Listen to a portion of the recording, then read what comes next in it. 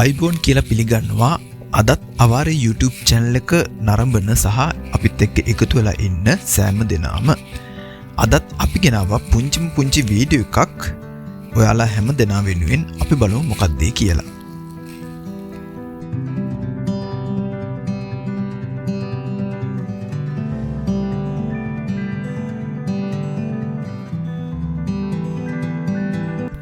හරි ඔයාලා දන්නවද හ්වාසොන් වල ඉදි වෙලා තියෙන හ්වාසොන් බලකොටුව ගැන? අපි අද කතා කරමු හ්වාසොන් බලකොටුව ගැන පොඩි විස්තරයක්.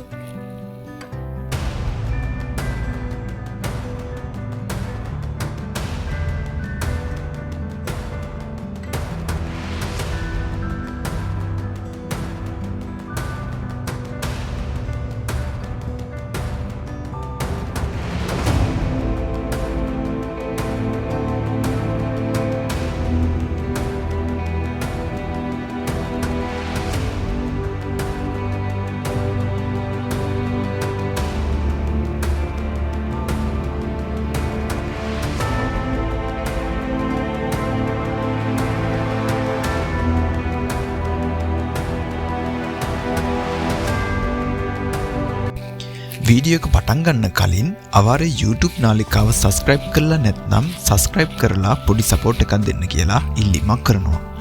ඒ වගේමයි ඒ ළඟම තියෙන bell icon එකත් click කරොත් අපි දාන වීඩියෝ එක notification එක ඔයාලා ළඟට ඉක්මනට ගෙන්න ගන්න පුළුවන්.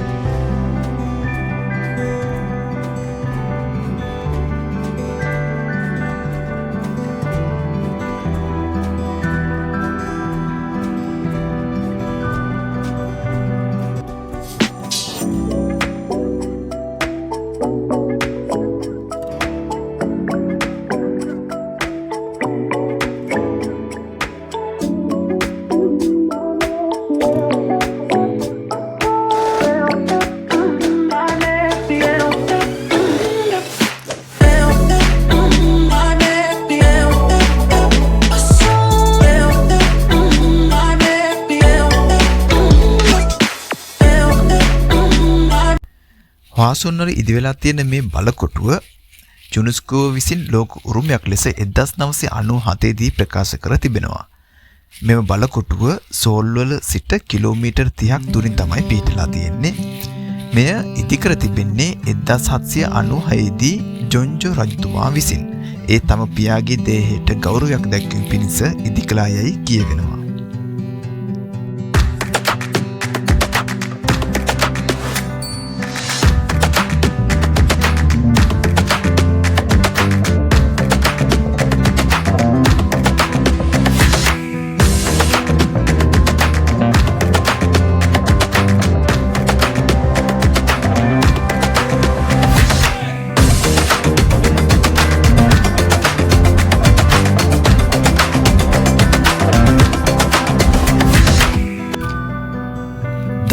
සියවසේ අගභාගයේ බටහිර සමග හමුවීමේ සංකේතයක් ලෙස මෙම බලකොටුව ඉදිකොට තිබෙනවා.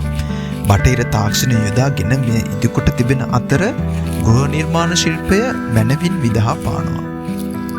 ගෘහ නිර්මාණ ශිල්පය සාම්ප්‍රදායික නැගෙනහිර සහ බටහිර ශෛලීන් ඒකාබද්ධ කොටගෙන මෙය නිර්මාණය කොට තිබෙන අතර මෙම නිර්මාණය නැත්තම් මෙම බලකොටුව කොරියාවේ තියෙන අනෙත් ගොඩනැගිලි වලට වඩා වෙනස් ඉදිකිරීමක් ලෙස පැවසෙනවා.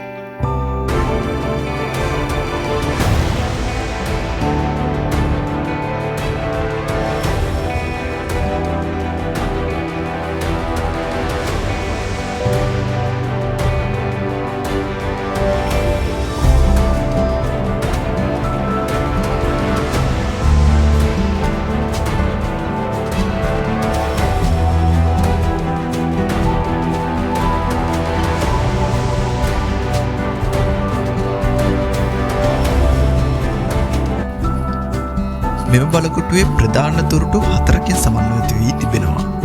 දකුණු හා නැගෙනහිර පිටලා තිබෙන දොරටු දෙක ඉතා විශාලව නිර්මාණය කර තිබෙනවා.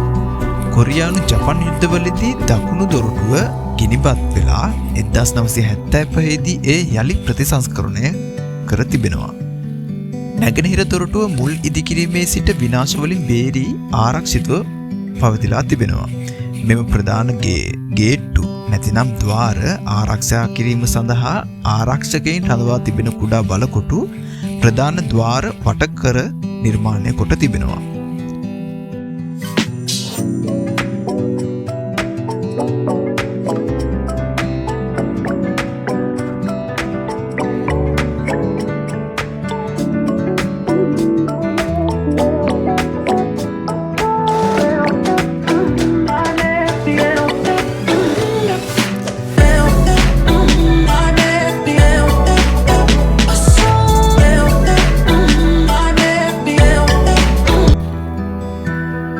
බලකොටුව වටා ඉදිකට තිබෙන පවුර නැතිනම් තාප්පය කිලෝමීටර් 5.74කින් යුක්ත බව පැවසෙනවා.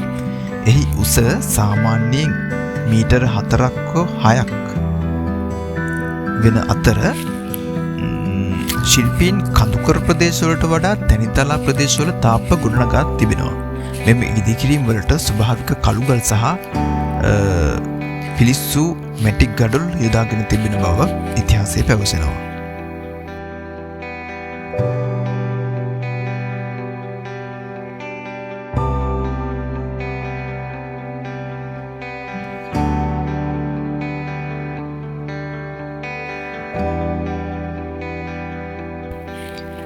එම හ්වාසොන් බලකොටුවේ ගංවතුර දොරටුවක්, රහස් උමං මාර්ග ආරක්ෂක වේදිකා, නිරීක්ෂණ කුළුණු, දුනුවායන්ට වෙන් වූ වේදිකා සහ ගිනි අවි බලකොටු සහ තවත් කුළුණු 5ක් ඉදිකොට තිබෙනවා.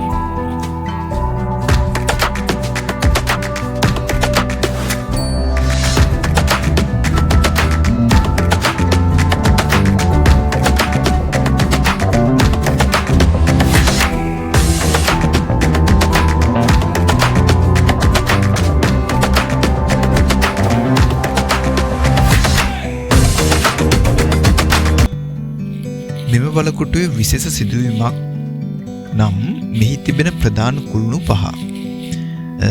මෙම ප්‍රධාන කුළුණු 5 මගින් යම් කාරණා 5ක් කියාපාරමක් සිද්ධ වෙනවා. එම කුළුණු 5 මගින් විශාල දුමක් උඩට විහිදුවලා ප්‍රධාන සිදුවීම් 5ක් වාදක්වලා තිබෙනවා. එක් කුළුණකින් දුමක් ගිය විට සාමයත්, තවත් කුළුණකින් දුමක් පිට කොළොත් සතුරා දැක තිබෙන බවත්, තුන්වන කුළුණෙන් සතුරා ලං වුණු බවත්, හතරවන කුළුණෙන් සතුරා නගරයට ඇතුළු නොවූ බවත්, පස්වන කුළුණෙන් යුද්ධය ආරම්භුණු බවත් ප්‍රකාශ කොට තිබෙනවා.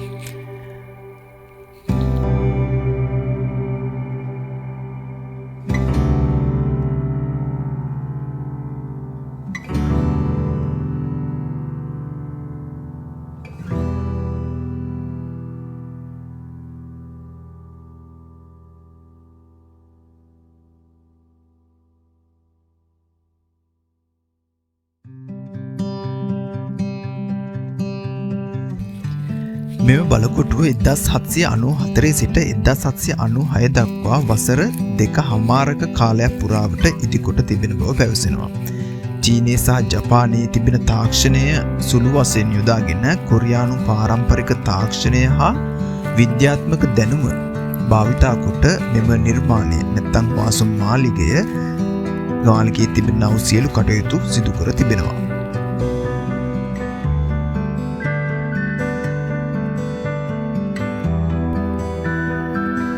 අද අපට දක්නට ලැබෙන්නේ UNESCO විසින් සංරක්ෂණය කොට තිබෙන හ්වාසොන් මාලිගයයි.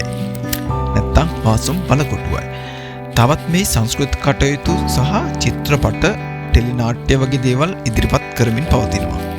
මෙම මාලිගය ගැන විස්තර බොහොමයක් තිබුණත් මෙම වීඩියෝ දිගු වන නිසා මම කෙටි සාරාංශයක් විදිහට මේ විදිහට විස්තර කිරීමට බලාපොරොත්තු වුණා. මාත් එක්ක රැඳිලා සිටපු හැමෝටම ස්තුතියි පුද කරනවා.